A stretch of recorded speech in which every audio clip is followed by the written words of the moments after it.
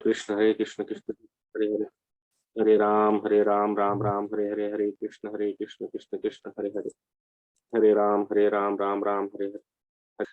अध्ययन कर रहे हैं गीता यथारूप, और हम इसके दूसरे अध्याय जिसका शीर्षक है गीता का सार, और इसका आज हम 62वां और 63वां श्लोक संख्या जो है उसको हम लोग आज डिस्कस करेंगे। तो आप सभी परम वैष्णवों की कृपा से मैं सक्षम हुआ हूं कि आप सभी की तरफ आप सबकी सेवा इस वाणी स्वरूप में श्रीमद् भगवद गीता यथारूप भगवान की इस वाणी को आप तक पहुंचाया जाए। तो आप सभी कृपा करके मुझे आशीर्वाद कीजिए ताकि मैं ये कार्य हमेशा करता रहूं और आप सभी का सेवा में संलग्न रहूं।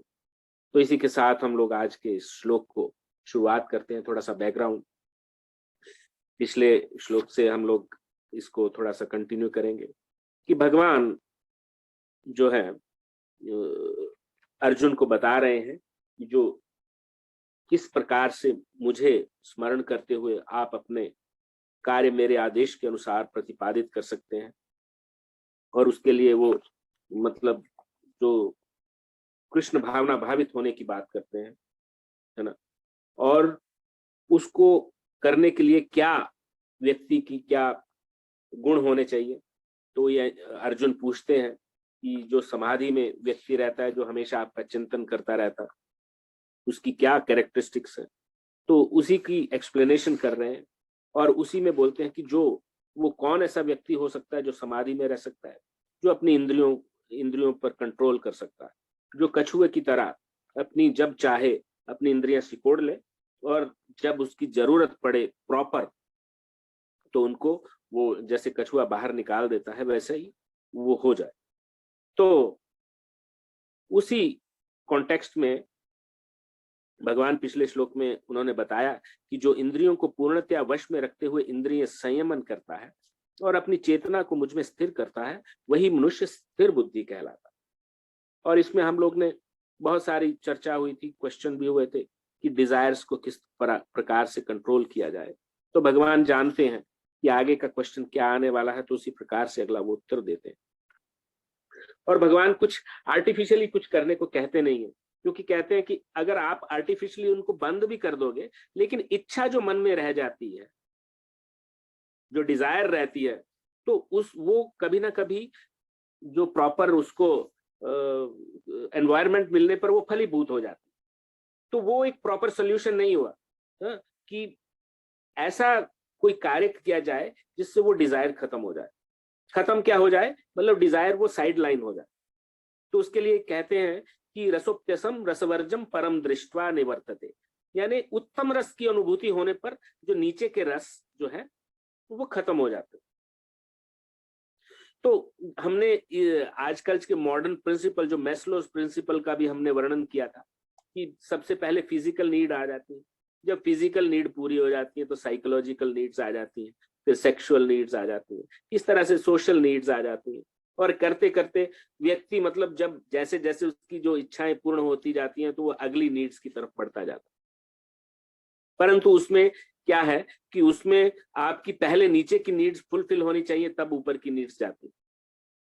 चलो उस बारे में भी हम लोग डिटेल डिस्कशन करेंगे कि उसमें क्या फ्लॉ है। परंतु हम आज का श्लोक लेते हैं कि ये सारा प्रोसेस चलता किससे है, ये सारा साइकिल जो चलता है, ये 62वें और 63वें श्लोक में भगवान ने बहुत अच्छे से समझाया कि व्यक्ति इस जन्म मृत्यु के साइकिल में पड़ता कैसे। तो आज का श्लोक कहते हैं, ध्यायतो विषयान् पुंसः संगस्तेषुपजायते, संगात् संजायते कामः, कामात् क्रोधोऽभिजायते, क्रोधात् भवति सम्मोहः, सम्मोहात् स्मृतिविभ्रमः, स्मृतिर्भ्रंशात् बुद्धिर्नाशो, बुद्धिर्नाशात् प्रणश्यति। तो 2 श्लोक में भगवान इस चीज को बताते हैं। ध्यायतो विषयान् पुंसः संगस्तेषुपजायते, संगात् संजायते कामः, कामात् क्रोधोऽभिजायते, क्रोधात् भवति भवति सम्मोहा सम्मोहात् स्मृति विभ्रमा स्मृतिर्भ्रंशात् बुद्धिर्नाशो बुद्धिर्नाशात् प्रणश्यति ध्यायतो विषयान् पुंसा संगस्तेषुपजायते संगात् संजायते कामः कामात् क्रोधोऽभिजायते क्रोधात् भवति सम्मोहः सम्मोहात् स्मृति विभ्रमा स्मृतिर्भ्रंशात् बुद्धिर्नाशो बुद्धिनाशात् प्रणश्यति। तो बहुत ही ये लैंडमार्क श्लोक कहे जाते हैं और भक्तों को, डिवोटीज को ये दोनों श्लोक याद कर लेना चाहिए। और ये जो प्रोसेस भगवान बहुत ही इंट्रिकेट मेंटल प्रोसेस बता रहे हैं कि किस प्रकार मनुष्य जो है चीजों में फंसता है और कहाँ उसको स्टॉप लगाना चाहिए। तो ये कहते हैं ध्यायता, ध्यायता यानी चिंतन करते हुए, विषयान इंद्रिय के विषयों को, इंद्रिय विषयों को, पुंसः मनुष्य की, संगः संग मतलब आसक्ति, तेषु उन इंद्रिय विषयों में, उपजायते विकसित होती है, संगात आसक्ति से, संजायते विकसित होती है, कामाः इच्छा, तो डिजायर कहां से पैदा होती है? संग से, और कामात् काम से, क्रोधा क्रोध अभिजायते प्रकट होता है। पहले श्लोक में है कि इंद्रिय विषयों का चिंतन करते हुए मनुष्य की उनमें आसक्ति उत्पन्न हो जाती है और ऐसी आसक्ति से काम उत्पन्न होता है, काम यानी इच्छाएं, और फिर काम से क्रोध प्रकट होता है। क्रोधात् भवति सम्मोहा सम्मोहात् स्मृति विभ्रमः स्मृतिर्भ्रंशात् बुद्धिनाशो बुद्धिनाशात् प्रणश्यति। और क्रोधात्, अभी क्रोध में पिछला श्लोक में खत्म किया, कामात् क्रोधो भी जायते, कि इच्छाओं से क्रोध प्रकट होता है। क्रोधात् भवति सम्मोह, क्रोध से भवति होता है सम्मोह पूर्ण मोह, और सम्मोहात् इस मोह से स्मृति स्मरण शक्ति का विभ्रम मोह हो जाता है, और स्मृति भ्रंशाद स्मृति के मोह से बुद्धिर्नाशा बुद्धि का विनाश, एंड बुद्धि नाशा तथा बुद्धि के नाश से प्रणश्यति यानी अधा पतन हो जाता है।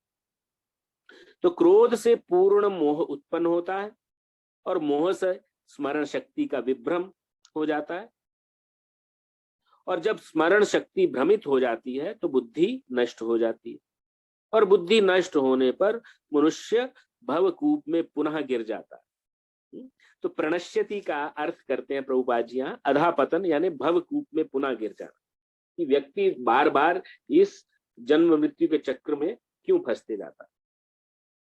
और प्रभुपाद जी ने इसका जो तात्पर्य दिया है, तात्पर्य एकदम टॉप लेवल का तात्पर्य है।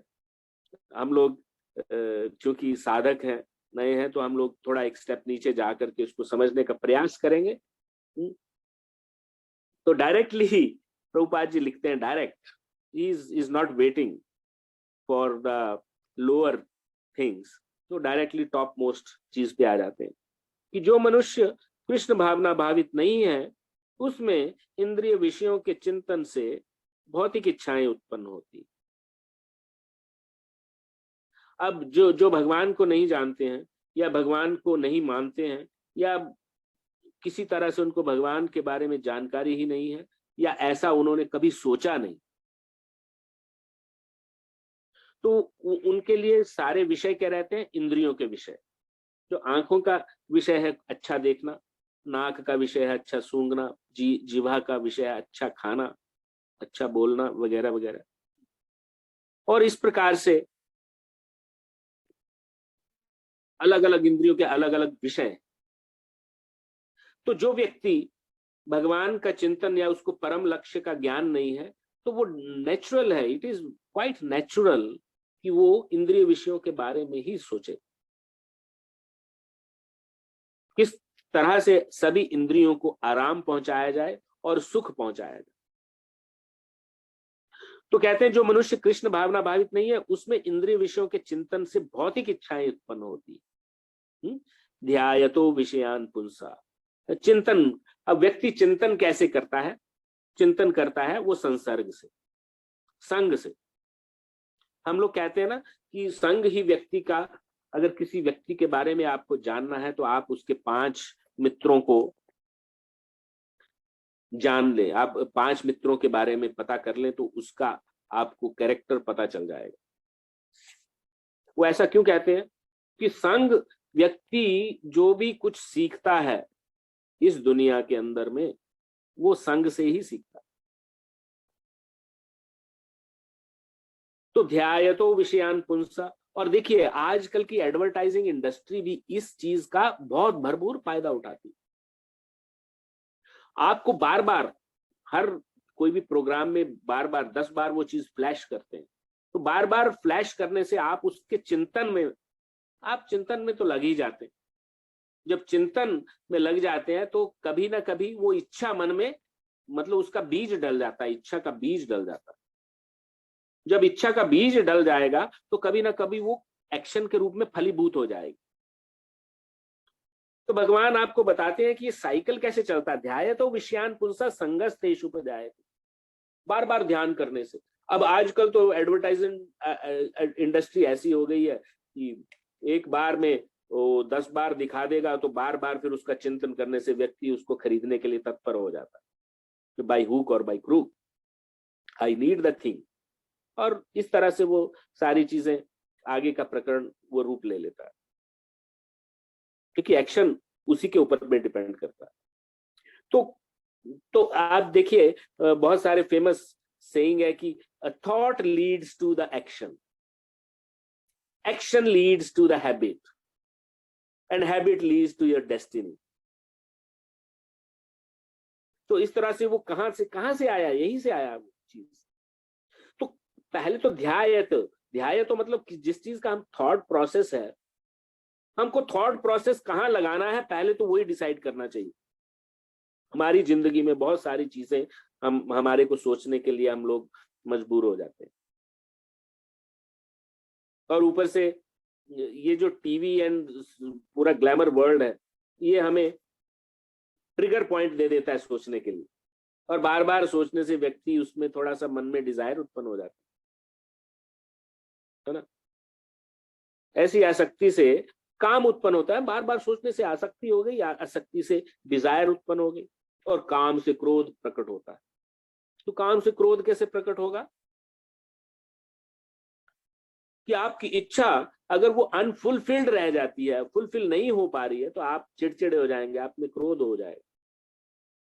एक्चुअली वहां से 2 चीजें उत्पन्न होती है, एक तो क्रोध उत्पन्न होता है, दूसरा लोभ उत्पन्न होता है। अगर वो फुलफिल हो गई तो व्यक्ति और चाहता है या उससे अच्छी चीज चाहता है, तो उसको लोभ कहते हैं। और बहुत सारी चीज उसके पास हो फिर भी और चाहता है। लेकिन लोभ को यहाँ पे अभी तक डिस्कस नहीं किया। तो काम, क्रोध और लोभ नरकस्य द्वारम, ये नरक के द्वार कहे गए हैं। क्यों कहे गए हैं?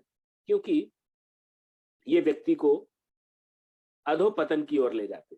कैसे ले जाते? क्रोध कैसे अधोपतन की लेके जाएंगे, आगे श्लोक में पढ़ेंगे। तब तक हम इसकी परपट पढ़ लेते हैं कि प्रभुपाद जी क्या कहने के लिए कह रहे हैं।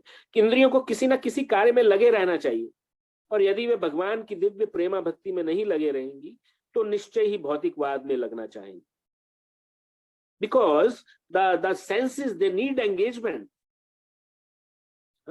मैंने पिछली बार भी कहा था कि बच्चों को हम कहते हैं कि ये ना करो, ये ना करो, ये ना करो, परंतु हम ये नहीं कहते कि यह करो, यह करो, यह करो।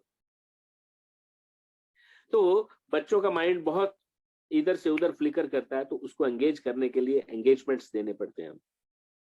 दैट इज वाई जैसे कि यंग एज में बच्चे जल्दी सीखते हैं, क्योंकि उनकी इंद्रियां बहुत ज्यादा शार्प रहती हैं और वो एंगेज होना चाहती हैं। तो उसी टाइम उनको कोई एंगेजमेंट दे दिया जाए तो फिर वो उस तरफ उनका रुझान हो जाता। बट हम लोग कहते हैं ये ऐसे मत करो, ऐसे मत करो, ऐसे मत करो। But actually we should tell them do this, after that do this, after that do this. We need to engage them. पर ये तो भौतिकता की बात होगी। यहाँ पे प्रभुपाद जी कहते हैं कि इंद्रियों को अगर भगवान की प्रेमा भक्ति के कार्यों में नहीं लगाएंगे तो वो भौतिकता में लगेंगी। जिस प्रकार हम अपनी कर्ण इंद्रियों को, श्रवण इंद्रियों को जो अभी भगवान की कथा सुनने में लगा रहे हैं, वैसे टॉपिक समझने में लगा रहे हैं। तो we are not listening to some other topic which will not give us long term benefit. Maybe they will give us short term benefit, but उनका लॉन्ग टर्म कोई बेनिफिट नहीं हो। तो इंद्रियों को एंगेजमेंट कहाँ, आपको थॉट प्रोसेस में आपको अपने लेकर के आना होगा, राइट इन द बिगिनिंग, कि वहां पे उनका चिंतन किस चीज का होना चाहिए, ये हमको right from the at the thought process. ध्याय तो इस स्टेज पर हमको चेंज करना हो, क्योंकि इस स्टेज पे हमने चेक नहीं किया तो वो आप देखते हैं कि एक पॉइंट से दो व्यक्ति शुरू हुए, एक थोड़ा सा राइट की तरफ मुड़ गया, एक लेफ्ट की तरफ मुड़ गया, तो शुरुआत में तो डिस्टेंस कम होता है, एक दूसरे को सुन भी सकेंगे, लेकिन धीरे धीरे इतनी दूर चले जाएंगे वो एक दूसरे से डायमेट्रिकली पोल्स अपार्ट हो जाए, तो कोर्स ही चेंज हो जाए। इसीलिए थॉट प्रोसेस पर भगवान कहते हैं कि थॉट प्रोसेस पर चेक कीजिए। इस भौतिक जगत में हर एक प्राणी इंद्रिय विषयों के अधीन है। ऐसा नहीं कि हम लोग ये पढ़ रहे हैं तो हम इंद्रिय के विषयों के अधीन नहीं है, उसके अधीन है। और यहां तक ब्रह्मा तथा शिवजी भी।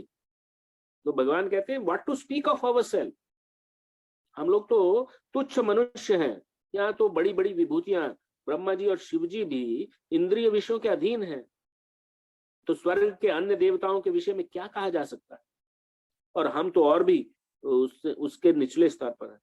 इस संसार के जंजाल से निकलने का एकमात्र उपाय है कृष्ण भावना भावित होना। तो Prabhupada ji right on the जो लक्ष्य है उसके ऊपर बिल्कुल कॉन्सेंट्रेट करते हैं यहाँ पे, कि किस तरह से इस संसार के जन्म मृत्यु के जंजाल से निकला जाए, इस अटैचमेंट के जंजाल से कैसे निकला जाए। शिव ध्यान मग्न थे, किंतु जब पार्वती ने विषय भोग के लिए उन्हें उत्तेजित किया तो वे सहमत हो गए, जिसके फलस्वरूप कार्तिकेय का जन्म। तो एक तो ये शिवजी का एग्जाम्पल देते हैं, तो विषय भोग के अंतर्गत उन्होंने तो कार्तिक का जन्म हो गया। और लेकिन दूसरी तरफ एग्जाम्पल देते हैं हरिदास ठाकुर का, जो 15th सेंचुरी में बहुत एक महान भक्त हुए हैं, मुस्लिम भक्त हैं ये, he was by birth Muslim, but he used to chant 300,000 names of the Lord every day. तो बहुत सारे लोग उनसे जलते भी थे, और खासकर एक विशेष संप्रदाय के लोग कि इनके इसको भंग करना चाहिए, तो उन्होंने इसके लिए एक वैश्या को भेजा। तो इस प्रकार को माया देवी के अवतार ने मोहित करने का प्रयास किया, किंतु विशुद्ध कृष्ण भक्ति के कारण वे इस कसौटी पे खरे उतरे।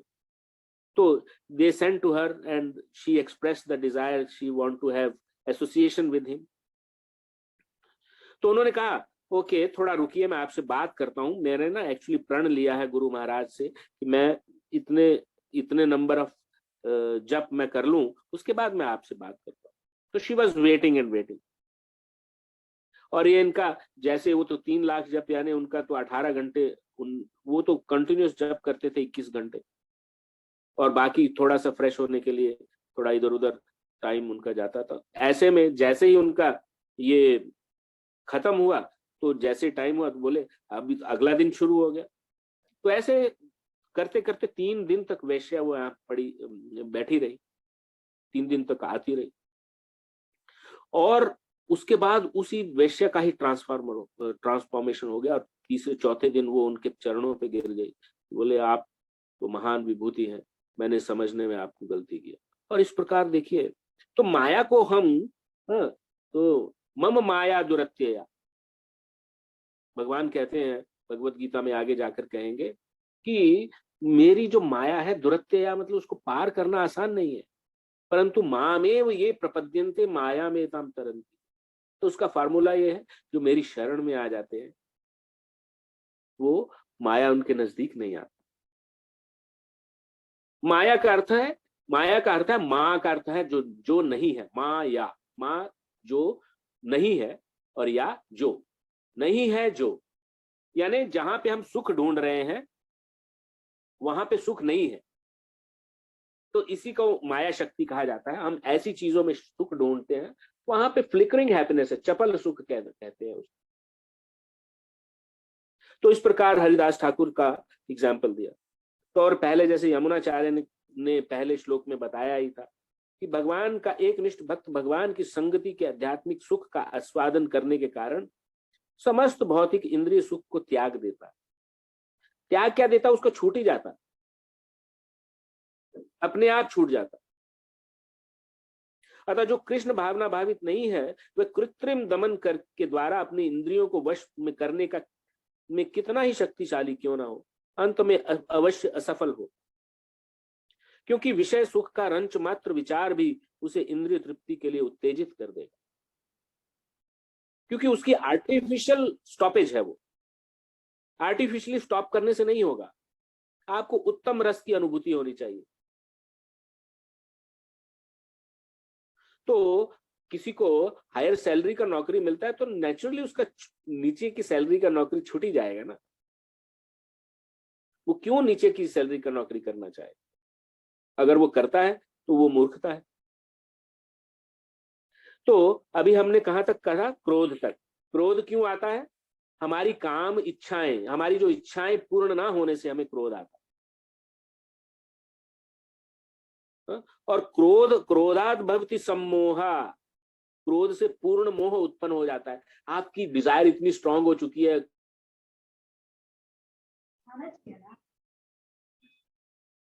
वो अच्छा है बुरा है उसको जाने बिना, अच्छे और बुरे को जाने बिना हम लोग क्या करते हैं?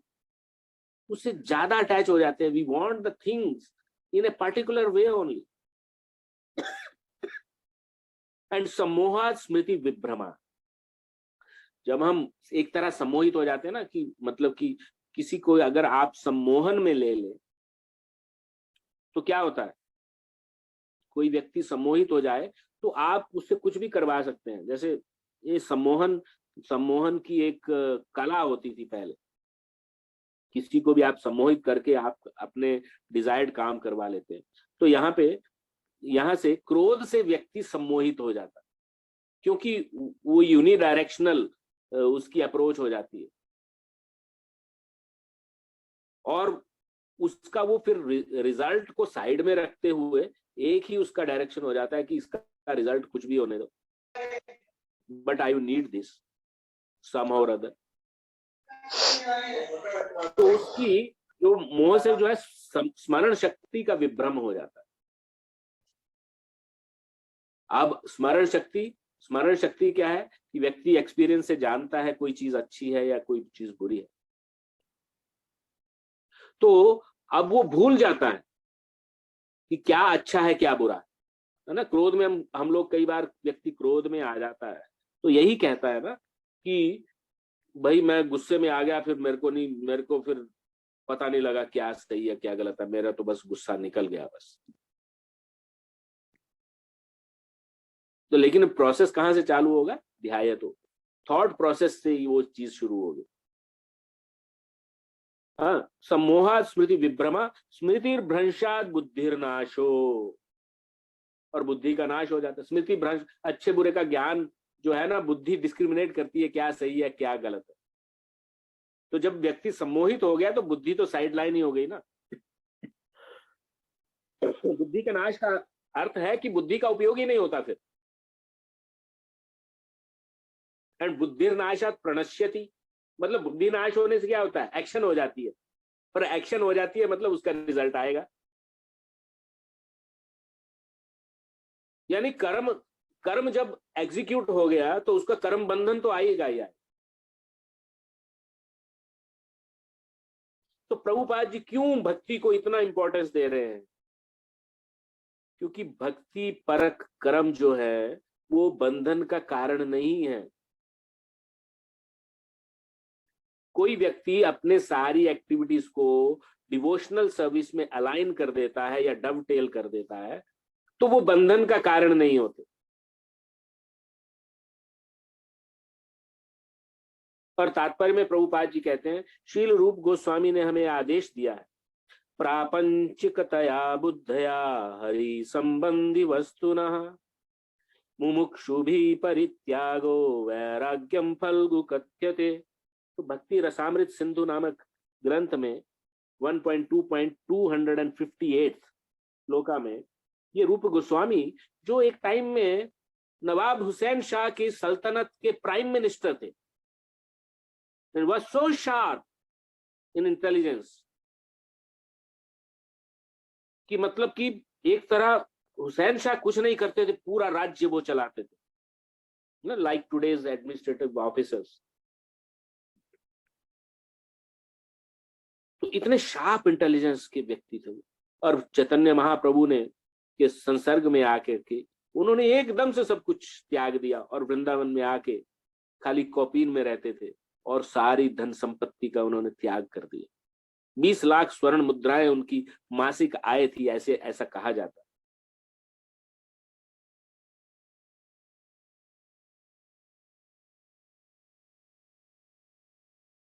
और वो कहते हैं कि कृष्ण भावनामृत के विकास से मनुष्य जान सकता है कि प्रत्येक वस्तु का उपयोग भगवान की सेवा के लिए किया जा सकता है। और जो कृष्ण भावनामृत के ज्ञान से रहित हैं, वे कृत्रिम ढंग से भौतिक विषयों से बचने का प्रयास करते हैं। फलता वे भवबंधन से मोक्ष की कामना करते हुए भी वैराग्य की चरम अवस्था को प्राप्त नहीं कर पाते। मतलब यहाँ पर इस चीज को समझना है तो एक निर्विशेषवाद जो है, जो भगवान के स्वरूप को, कि भगवान का कोई स्वरूप ही नहीं है, अल्टीमेटली वो उसके पीछे भी ज्ञान के पीछे पड़ करके और या फिर किसी पॉइंट पे फोकस करके समाधिस्थ होने की कोशिश करते हैं, तो उसमें क्या है कि वो अल्टीमेट स्टेज ऑफ वैराग्य पहुंच ही नहीं पाते। और उनका वैराग्य फल्गु अर्थात गौण कहलाता है। फल्गु वैराग्य मतलब जैसे फल्गु एक्चुअली एक नदी के नाम से हुआ है। बिहार में गया नामक स्थान में फल्गु नदी आती है शायद, इफ पीपल में नो इट। तो दूर बाहर से दिखने से तो कुछ नहीं दिखता है, लेकिन थोड़ा सा खोदने से वो पानी निकलता है उसमें। तो इसी तरह से बाहर से दिखने में से तो भगवान वस्त्र धारण किए हैं, कोई डिजायर नहीं है ऐसा लगता है, परंतु थोड़ा सा कुरेदने से अंदर पे डिजायरों का अंबार लग जाता है। जिस तरह से इसको फल्गु वैराग्य, वो वैराग्य नहीं है, फल्गु वैराग्य यानी झूठा वैराग्य। असली वैराग्य तो तभी व्यक्ति को आ जाएगा जब जब वो उसको मतलब कि अंतर मन से उसकी भोगों के प्रति इच्छा नहीं रहेगी। और वो भोगों की इच्छा कैसे खत्म होगी? परम दृष्ट्वा निवर्तते। कौन से नंबर का श्लोक था ये? 59 श्लोक। इसी का 59 श्लोक में हमने डिस्कस किया। उत्तम रस की अनुभूति होने पर ही, और उत्तम रस क्या है? आध्यात्मिक रस को उत्तम रस किया गया, उज्ज्वल रस कहा गया। तो उज्ज्वल रस की अनुभूति होने से गौण रस जो है निकल जाता। तो यहाँ पे मोक्ष की कामना करते हुए वैराग्य की चरम अवस्था को नहीं प्राप्त कर पाते, उनका तथाकथित वैराग्य फल्गु अर्थात गौण कहलाता। एंड कंट्रेरी टू दैट, इसके विपरीत कृष्ण भावनामृत व्यक्ति जानता है कि प्रत्येक वस्तु का उपयोग भगवान की सेवा में किस प्रकार किया जाए, फलतः वह भौतिक चेतना का शिकार नहीं। तो अम्बरीश महाराज का भी जैसे एग्जाम्पल दिया, तो अभी अपनी इंद्रियों को तो चाहिए, विषय चाहिए, स्वादिष्ट खाना चाहिए। तो ये देखना चाहिए कि भगवान की क्या पसंद है और उनको क्या बना के दिया जा सकता है आज, और उनको अर्पण करने से और वो उच्छिष्ट खाने से कर्म बंधन में नहीं बनता व्यक्ति, क्योंकि वो अपनी इंद्रियों के लिए कार्य नहीं कर रहा है, भगवान की इंद्रियों के लिए कार्य कर रहा है। ऋषिकेशा ऋषिकेन सेवनम भक्ति रुच्यते। भक्ति को क्या कहा गया है? ऋषि के न ऋषिकेश। ऋषि का अर्थ होता है सेंसेस, और उन सेंसेस से ऋषिक ईश, जो सेंसेस के स्वामी हैं, उनकी सेवा की जाए। भगवान कृष्ण का दूसरा नाम ऋषिकेश भी है, जो he is the controller of all the senses. तो इस प्रकार से he is controller of all the senses, और उनकी सेवा, अपनी इंद्रियों से भगवान, इंद्रियों के स्वामी की सेवा करने को ही भक्ति कहा गया। तो ये बात बहुत क्लियर हो जानी चाहिए कि भक्ति चीज क्या है। हम अपनी सेंसेस से, हमारी सेंसेस के जो स्वामी हैं, उनकी सेवा करें।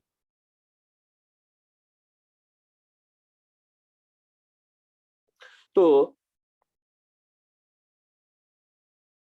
भौतिक चेतना का शिकार कौन नहीं होता? जो प्रत्येक वस्तु का उपयोग भगवान की सेवा में किस प्रकार किया जाए ये जानता है। उदाहरणार्थ, निर्विशेषवादी के अनुसार भगवान निराकार होने के कारण भोजन नहीं कर सकते, अतः वह अच्छे खाद्यों से बचता रहता। He will not eat because he doesn't know कि भगवान को, वो कहता है कि भगवान निराकार है, उनको देना ही नहीं है। किंतु भक्त जानता है कि कृष्ण परम भोक्ता है। भोक्ताराम यज्ञ तपसाम सर्वलोक महेश्वरम। भगवान बोलते हैं भोक्ताराम यज्ञ, सभी यज्ञों और तपस्याओं का भोक्ता मैं हूं। फॉरगेट अबाउट द नॉर्मल भोगास। सभी यज्ञों और तपस्याओं का भोक्ता है भगवान। यानी तपस्या हम किस लिए करते हैं? चाहे हम तपस्याओं का फल, किसी फल की प्राप्ति के लिए करते हैं, लेकिन उसके लिए ऑब्लेशंस जो डालते हैं, उसके भोक्ता भगवान है। और सुहृदम सर्वभूतानाम ज्ञात्वा शांति में रक्षे। सबके सुहृद है भगवान, और जो ये सब जान लेता है वो शांति को प्राप्त होगा। तो भक्त क्या जानता है कि कृष्ण परम भोक्ता है, और भक्ति पूर्वक उन पर जो भी भेंट चढ़ाई जाती है वे उसे खाते हैं। भगवान कहते हैं भगवत गीता में, पत्रम पुष्पम फलम तोयम यो में भक्त्या प्रयच्छति तदहम अश्नामि। अश्नामि का अर्थ होता है खाता हूं, ग्रहण करता हूं, एक्सेप्ट करता हूं।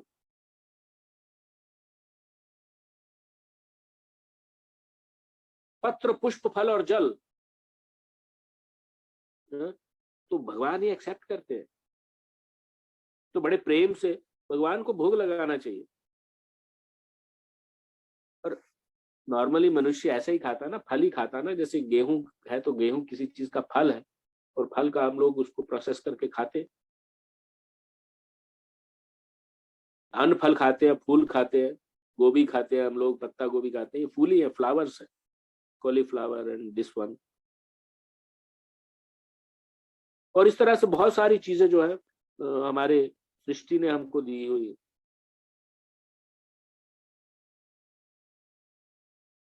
अतः भगवान को अच्छा भोजन चढ़ाने के बाद भक्त प्रसाद ग्रहण करता है। इस प्रकार हर वस्तु प्राणवान हो जाती है और अधःपतन का कोई संकट नहीं रहता। क्योंकि हम जो चीज भगवान के निमित्त कर रहे हैं, अपने निमित्त नहीं कर रहे हैं, तो हम बंधन का कारण नहीं बनते। हम किसी कंपनी में काम करते हैं तो कंपनी के लिए कार्य करते हैं, तो उस सारे कार्यों की रिस्पॉन्सिबिलिटी टॉप मैनेजमेंट में जो है उसी की रहती है, क्योंकि उन्हीं की डायरेक्शन से कार्य होता है। हालांकि इसके पीछे और भी बहुत सारे गूढ़ रहस्य है, परंतु फिर भी मेन रिस्पॉन्सिबिलिटी ओनर की हो जाती है। तो भगवान को अर्पण करने से उनकी रिस्पॉन्सिबिलिटी हो जाती है, तो हमको उसका कर्म बंधन नहीं लगता। ये साइंटिफिक है। दिस इज नॉट समथिंग कि आर्टिफिशियल कि हम भगवान को भोग चढ़ा रहे हैं तो अरे भगवान तो खाते नहीं। ईशोपनिषद की इन्वोकेशन में कहा गया, ओम पूर्णमदा पूर्णमिदम पूर्णात् पूर्णमुदच्यते पूर्णस्य पूर्णमादाय पूर्णमेवावशिष्यते। पूर्ण में से पूर्ण निकाला जाए तो पूर्ण ही बचता है। भगवान की सृष्टि में कुछ भी अपूर्ण नहीं है। भगवान को अर्पण किया जाए तो पूर्ण में से पूर्ण ही शेष बचता है, वो खाने के बाद। ब्रह्म संहिता में ब्रह्मा जी कहते हैं, अंगानि यस्य सकलेंद्रिय वृत्ति मानती पश्यांति पांति कलयांति चिराम जगा। अंगानी ऐसे सकलेंद्रिय, उनका प्रत्येक इंद्रिय प्रत्येक दूसरी इंद्रिय का कार्य कर सकता है। हमारी इमेजिनेशन के बाहर है कि कोई व्यक्ति आंखों से खा सकता है क्या,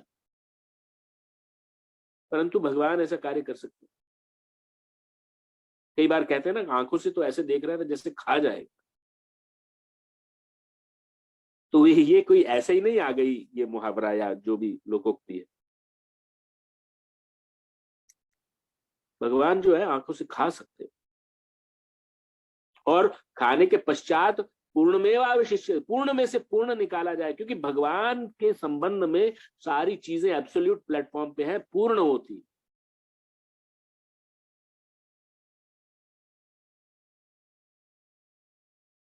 भक्त कृष्ण भावनामृत में रहकर प्रसाद ग्रहण करता है, जबकि अभक्त इसे पदार्थ के रूप में तिरस्कार कर देता है। अतः निर्विशेषवादी अपने कृत्रिम त्याग के कारण जीवन को भोग नहीं पाता, और यही कारण है कि मन के थोड़े से विचलन में वह भवकूप में पुनः आ गिरता। The devotee is experiencing the higher taste, तो उसको नीचे आने का जरूरत नहीं पड़ता, जबकि जो आर्टिफिशियली जो चीजों को छोड़ रहा है विदाउट अंडरस्टैंडिंग, तो he has a chance of falling down। और कहा जाता है कि मुक्ति के स्तर तक पहुंच जाने पर भी ऐसा जीव नीचे गिर जाता है, क्योंकि उसे भक्ति का कोई आश्रय नहीं मिलता। तो प्रणश्यति मतलब he has reached up to the topmost destination, परंतु वो लास्ट सीढ़ी से, वो सांप सीढ़ी में उसको सांप डस जाता है, इच्छाओं की थोड़ी सी भी जागृति होने से वो गिर जाता है। विश्वामित्र का एग्जाम्पल भी हमने पढ़ा था पिछले श्लोकों में। तो इस प्रकार ये साइकिल में भगवान कहते हैं कि थॉट प्रोसेस में चेंज लेकर के आइए, ध्याय तो इसी स्टेज पर चेंज लेके आइए। हमें किन चीजों का संग करना चाहिए, हमको इसी स्टेज पे उसको रोकना होगा। इस स्टेज से बाहर निकल गए तो वो पूरा साइकिल होकर ही बाहर निकलेगा।